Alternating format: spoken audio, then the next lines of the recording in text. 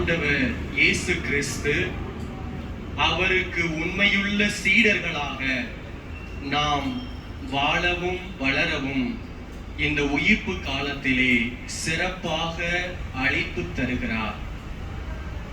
இன்று நமக்கு வாசித்து தரப்பட்ட அருள் வாக்கில் கதாநாயகராக இருக்கின்ற புனித பேதுரு தனது சீடத்துவ வாழ்வின் விழுமியங்களின் வழியாய் நாமும் அவரை போல இயேசுவுக்கு சீடராகவும் மற்றவரை இயேசுவின் சீடராக மாற்றவும் சிறப்பான ஒரு அழைப்பை இன்றைய அருள் வாக்கின் வழியாக நமக்கு கற்றுத்தருகிறார்.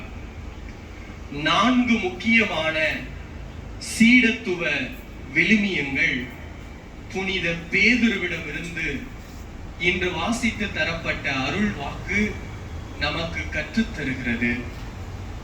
முதலாவதாக, ஒரு சீடர் தனது பலவீனத்தை ஏற்றுக்கொள்ள வேண்டும் என்ற நற்பண்பை புனித பேதுரு நமக்கு கற்றுத்தருகிறார். சீடத்துவம் என்பது வலிமையிலிருந்து தொடங்குவதல்ல, மாறாக ஒருவரது பலவீனம் குறித்த உண்மையான நேர்மையில் இருந்து தொடங்குகிறது என்பதைத்தான் பேதுரு நமக்கு சுட்டி காட்டுகிறார். இன்றைய நற்செய்தியிலே நாம் வாசிக்க கேட்டோம்,